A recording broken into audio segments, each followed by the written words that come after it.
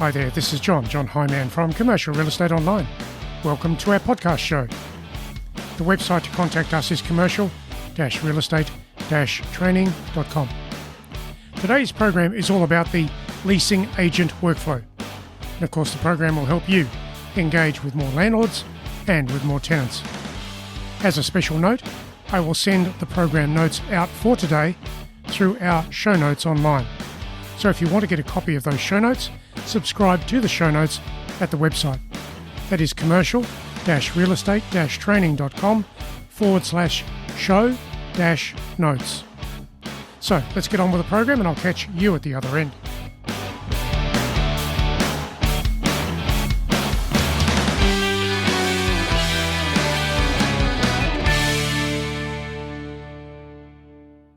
So what is the workflow for a leasing agent?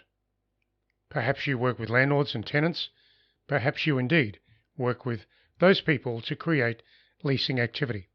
So what is the workflow? There are specific things that you can do every day to get better results when it comes to your leasing transactions, your inquiry, and of course your opportunities over time. So let's look at that and figure out how that can work for you and how that can be helpful in growing your market share. There are always good real estate brokerage business opportunities out there to be found and created today in investment property leasing. So the class of investment property, that may be retail, industrial, or office type property. Understanding, of course, the property market has changed a lot over recent time. Given the bias towards working from home, a lot of businesses are now changing and really don't need as much office space as previously. So that says there are plenty of vacancies in the office leasing market. You could also say that the retail leasing market has changed a lot as well. When you think about it, the internet has had major impact on the activities of shopping centres, the marketing of shopping centres, customer interest, also sales. So saying all of that, the changes in the property market, which are always there, will shift the vacancy patterns, hence your leasing opportunity. And of course you can work with tenants or landlords, and that's where the leasing workflow becomes important in your location and in your working day. Most towns or cities will have a broad selection of buildings for you to consider as part of brokerage leasing. Buildings, property owners, locations, precincts, all of that. So who can you help as part of providing specialist leasing services in your location? You can match tenants, landlords, vacancies, and property changes or upgrades from those questions. Records and systems will help you find the people and the leasing situations to bring together. And the person that you talk to today may not have a leasing need today, but that will change in the future. So you need to be there so that they remember you as the agent of choice to help them with their leasing requirement when it arises, in office, industrial, or retail, in certain precincts, certain buildings. So the way in which you connect with people each day becomes your leasing workflow, together with other things as well. And of course, we'll look at that. So the business advantages in commercial or industrial or retail real estate leasing are found through the workflow process. The best leasing agents do things every day that can help them find the people and the property situations that can evolve into a new tenant or leasing situation in a property with a landlord today or in the future.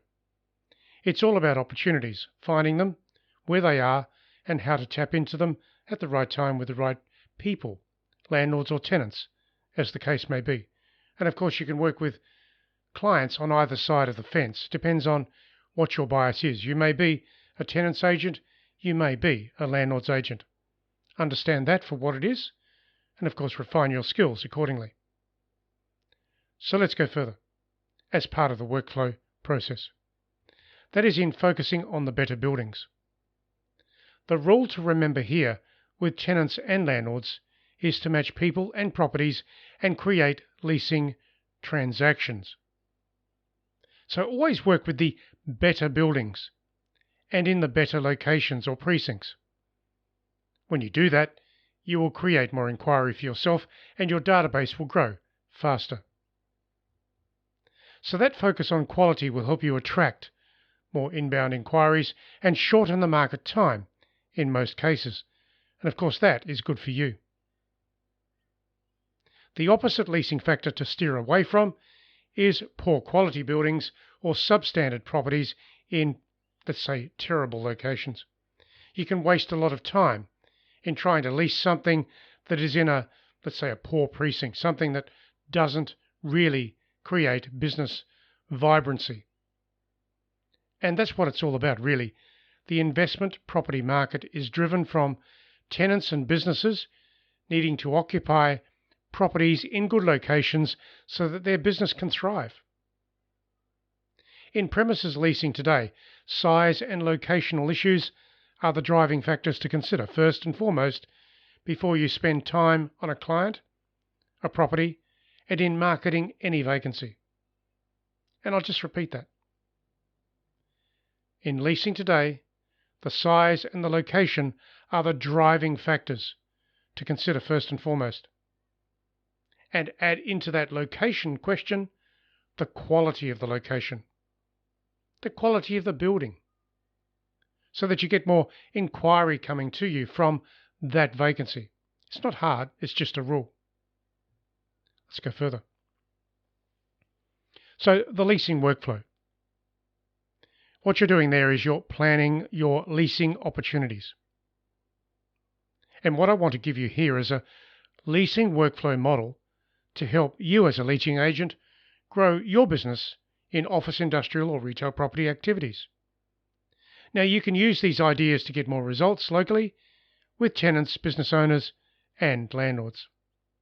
So there are a number of issues here for you to consider and build into your workflow pattern, your daily activities. So take these things on board and build them into your day. Let's go into number 1. Target new buildings every day. That is for situations of vacancy, premises change, and any business owners seeking to relocate, expand or contract.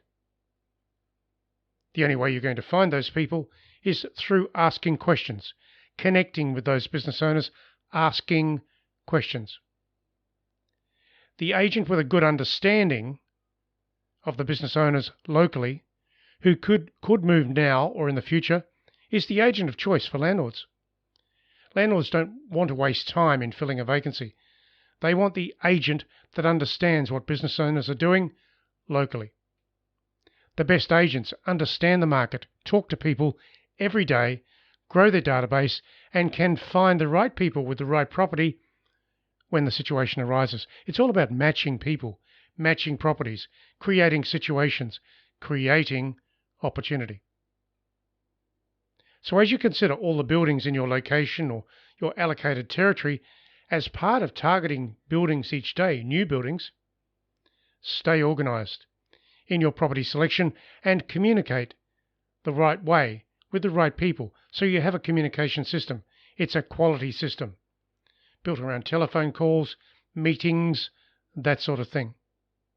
And you're tracking your progress in that regard. Get to know who owns the buildings and who occupies all the buildings locally.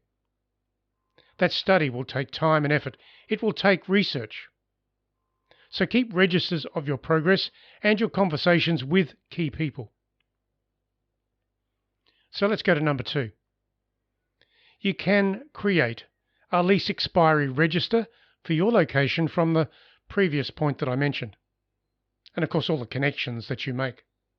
A lease expiry register. It's great because that will be a list of all the tenants and businesses by location, by building, and when their leases expire. Isn't that amazing? It's a very powerful tool.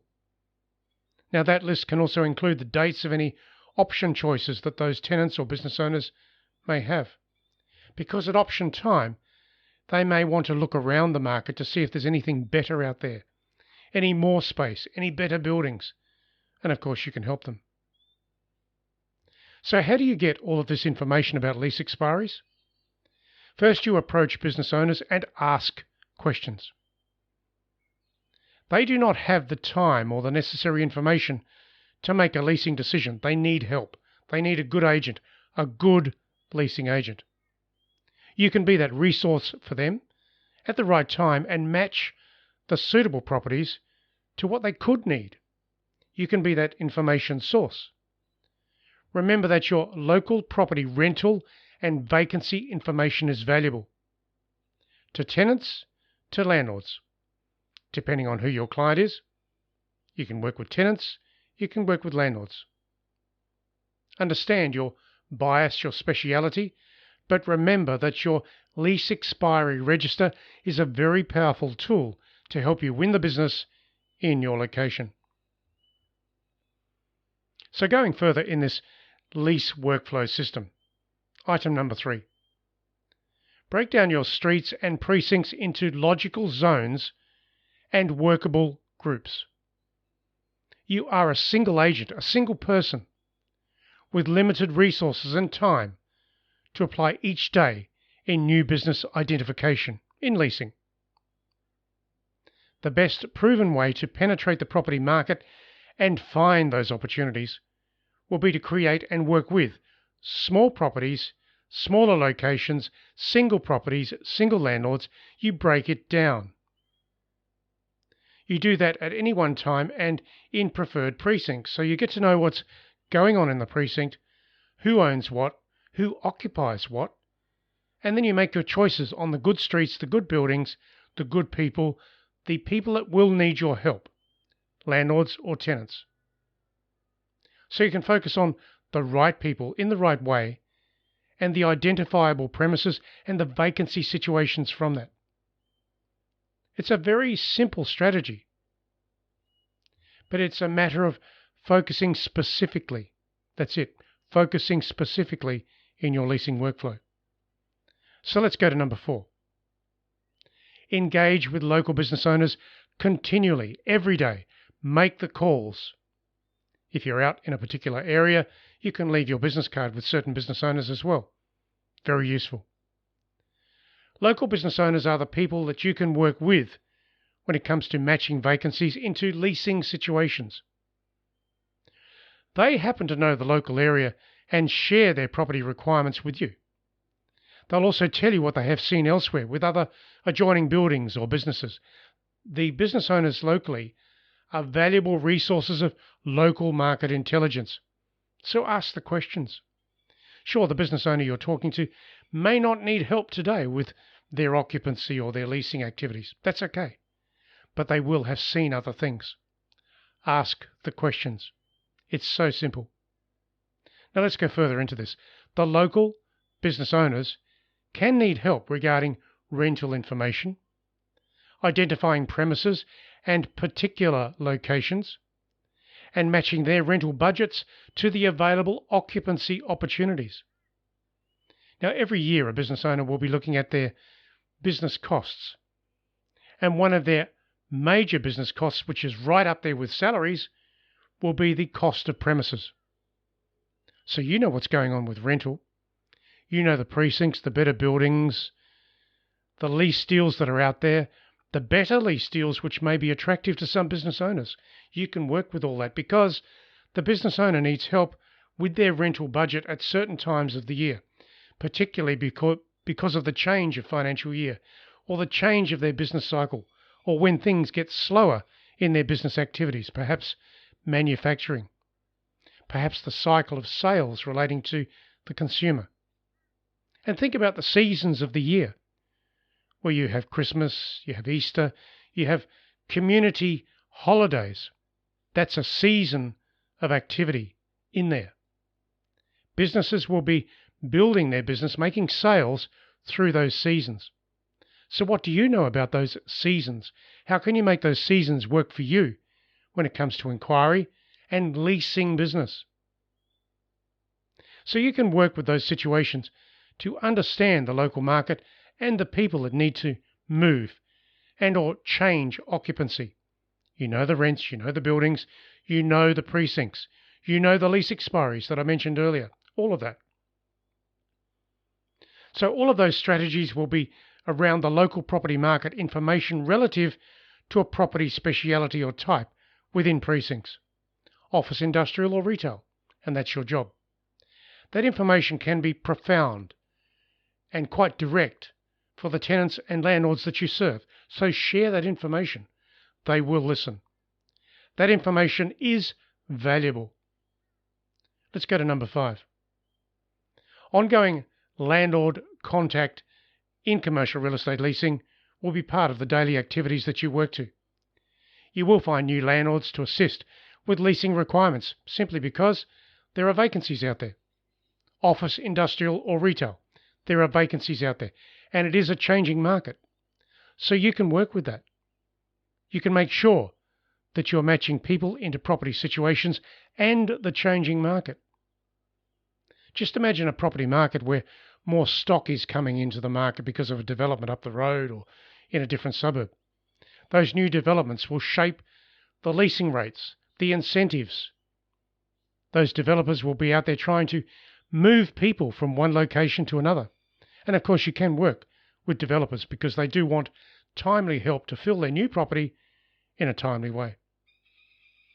So you will also decide what landlords are better for you regarding ongoing new business and leasing activity. Those landlords with the better buildings, those motivated landlords, those landlords that actually share the right information and cooperate with you. Cooperate is an interesting word because some landlords, even some tenants, won't share all the right information with you until they are ready. So you've got to work with that difficult cycle of things to get it right, to work through it. Now finally, segment your landlords you work with to have priorities of response when it comes to the owners of certain buildings in certain precincts and with certain vacancies. You might have A, B and C class landlords, and you'll know why landlords are in the A class, because they are the people that you really want to help. The same with the B class. But the C class landlords are those that, yes, you'll help them, but when you are ready. So you become a priority creator when it comes to working in leasing with landlords and also with tenants. And recognize when those landlords and tenants are not sharing all of the right information with you for their own reasons. Recognize when they're not being open with you. If that's the case, you don't need to be perhaps as forthcoming with everything that you could do for them until they tell you the whole picture, the whole situation. So all of this becomes your landlord list, your tenant list, or your register of crucial people that own the investment properties locally. Let's go to number 6. Again, working with your leasing workflow. It is easy to see the value of direct contact and ongoing communication with landlords and tenants from the previous points that I've mentioned here. That is how a leasing agent creates new business. They know the deals, the properties, the precincts, the locations, the landlords, the tenants. That's it. How do you do that? Make lots of telephone calls, leave your business cards, meet people. That's the way it's done. Your leasing registers and tenant or business owner tracking systems will help you see where you can make all of the premises transaction opportunities work for you. In addition, use a dedicated diary system or database for leasing only, so that you are talking specifically to business owners frequently about their premises change requirements. Also landlords as well. So you're matching people. A dedicated segment of your database for landlords and for tenants or business owners, whatever you want to call them. Let's go to point number 7. There are 2 channels of leasing business to work with today. Firstly, as a landlord's agent, you solve vacancy issues for the owners of a selection of properties in your location. And of course, you will choose that selection of properties. Secondly, you can work as a tenant agent to match tenants to local properties. That's okay as well. Just make sure you're working on a bias of quality and premises size, because there can be a lot of work in a small little leasing opportunity, a lot of work for little return to you. So consider the properties, the good properties, the bigger vacancies, the good locations, the precincts, the places where people want to be. Now, you take the time to help the tenant, your client if you are a tenant's agent, to find properties that will suit their business expansion or change situation. And as the business environment changes, which it does, businesses become increasingly online. They become very mobile. They don't need so much office space, but they do need storage, manufacturing, warehousing, administration areas. So recognize the channels of leasing business that are good to work with, and make sure you are selective with the properties and the people that you want to work with. Only work with the people that you know have a real need or could have a real need and are willing to give you an exclusive listing appointment as part of the process. So I've raised that point. Exclusive listings. An exclusive appointment with a landlord or a tenant. Demand exclusivity.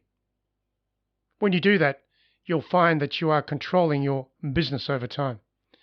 If you're new to the leasing side of what we do, you might find that you need open listings just to get started. That's okay. But as you improve what you're doing, improve your skills, your market share, your coverage, your services, that's where exclusivity kicks in. Because you are better than the other agents out there in leasing. You know why. Your services are so good. You show your services to the landlords or the tenants, depending on who your client base is. They can see that you have a very good service that can work for them. But how do they get to use you and your services? Exclusively so. That's it. So let's go on to number 8. And again, we're still focusing in the leasing workflow process. Tracking leasing and rental trends will always help you with ongoing listings and negotiation situations, because you do negotiate a lot in the leasing game. So the rents, the incentives in leasing will be particular to a location and a property type, a precinct. And the rents and the incentives will always change based on the location and maybe the newer buildings coming into the market, which could shift the bias of incentives and rents. Understand the differences in rents, the net rents, the gross rents, the incentives, the face rents, the passing rents, the effective rents. All of those words are different, which I'll cover in a different program. But those rents are very specific to a location and a property type, but there are different numbers in there. And those numbers will help you when it comes to doing a leasing deal. Simple, isn't it? So your leasing specialization will always help you significantly as a leasing agent. Keep your premises and location focus. Specific areas, specific people, specific buildings and property types. That makes it a lot easier for you to track rents, incentives, vacancies, supply, demand, and ultimately negotiate with or for your best clients. One additional factor here to watch regionally is the supply and the demand of property from a leasing perspective. And how that changes, or why that changes, will be because of the new projects coming into the market. The developers will throw some low rental rates out there, some high incentives out there just to get people into the building quickly so they can on-sell the building. Full, obviously, with no vacancies. And that can be your job, sure. But remember what's going on in the market, understand it, track it, keep it in some note-taking system such as Evernote or Google Keep or something like that, which will always give you, at your fingertips, the right details when it comes to leasing. Again, by premises type, the future and the current supply and demand for premises will change, and you're part of that monitoring process. You will need to watch the new developments in your location to see their influence on rents and leasing factors. So I've said quite a lot of things here for you, and I want you to consider these as part of building your leasing workflow. If you do all of those things that I've mentioned, you cannot help but be successful over time as a leasing agent in your location. Sure, there are plenty of things here for leasing agents to do each day and each week in establishing a workflow system. The best leasing agents have a workflow that they can optimize, refine, and improve. That's it. Those agents can always find the landlords and the tenants to serve in-premises matching. It's a simple equation, matching people with properties as part of a leasing workflow each and every day. Go out there, build your system, and you will find the businesses, the people, the landlords, and do those lease deals. And that is what it's all about.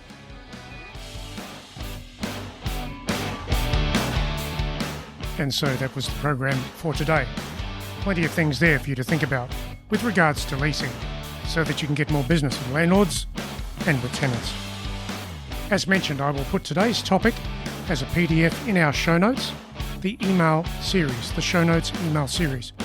Now you can subscribe to the show notes at our website, particularly commercial-realeestate-training.com/show-notes. It's that simple. In the next program, we're going to give you a listing agent's strategy system. That is an agent's listing setup system. So enjoy all of the ideas and of course use them in your real estate business. So this is John Hyman, signing off for now. I'll catch you again very soon online with more strategies in commercial real estate.